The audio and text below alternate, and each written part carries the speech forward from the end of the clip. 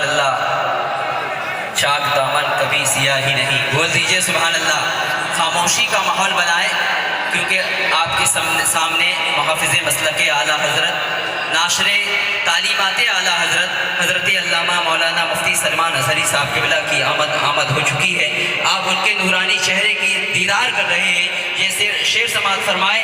نعرہ تکبیر، نعرہ رسالت، مفتی سلمان اظہری صاحب قبلہ، نعرہ تکبیر، نعرہ رسالت.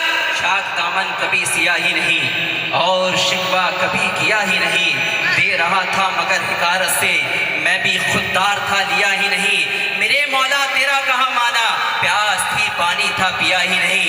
میرے مولا تیرا کہاں مانا، پیاس تھی پانی تھا پیا ہی نہیں. اور دل میں جب عشق مصطفیٰ ہی نہیں تو دل دھڑکنے کا مزہ ہی نہیں. دل میں جب عشق مصطفیٰ ہی نہیں تو دل دھڑکنے کا مزہ ہی نہیں. سن لیا سب حضور نے میرے، ابھی تو میں نے کچھ کہا ہی نہیں. اور نعت صدیوں سے کہہ رہے ہیں لوگ، ایسا لگتا ہے کہ کچھ کہا ہی نہیں. اور جو بھی آیا درے حضور کے پاس، ایسا بیٹھا کہ پھر اٹھا ہی نہیں، ایسا بیٹھا کہ پھر اٹھا ہی نہیں. سیف اللہ علیمی نے اپنا قلم اٹھایا اور کہا سر ہے نیزے پہ اور تلاوت ہے، سر ہے نیزے پہ اور تلاوت ہے.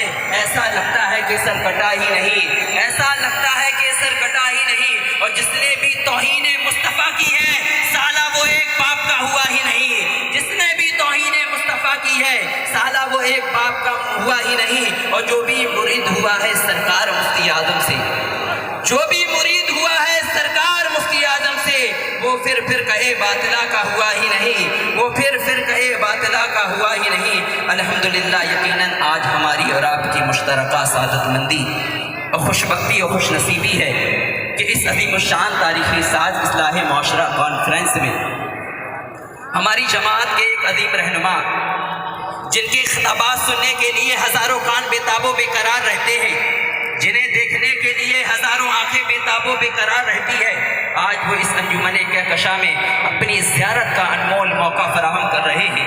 جن سے میری مراد مقرر برکبار، یکتا روزگار، خطیب الہند، مفکر اسلام، تاجدار خطابت و نیابت، محافظ ناموس رسالت، ناشر مسلک اعلیٰ حضرت، خلیفہ حضور تاج شریعت حضرت علامہ مولانا مفتی سلمان اظہری صاحب قبلہ دامت فیض علینا کی آمد ہوئی ہے.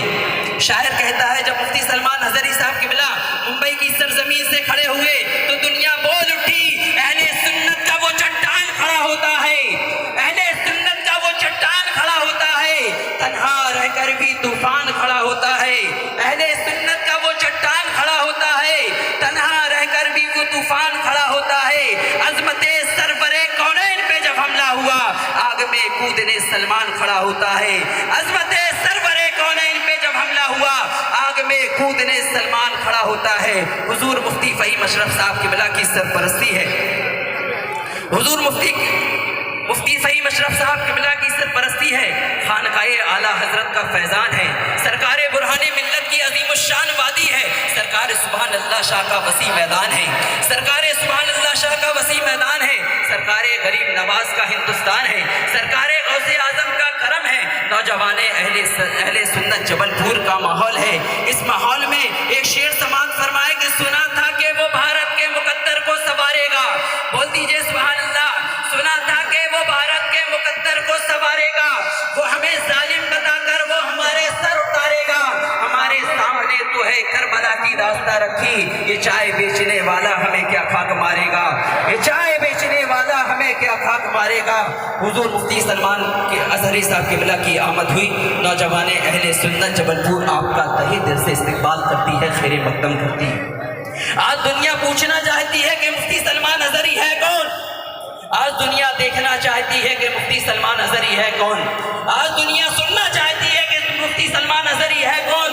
تو پوچھو ممبئی کی در و دیوار سے، اور پوچھنا چاہتے ہو تو پوچھو RSS اور بجرنگ دل کے دلالوں سے کہ مفتی سلمان اظہری کس ذات کا نام ہے.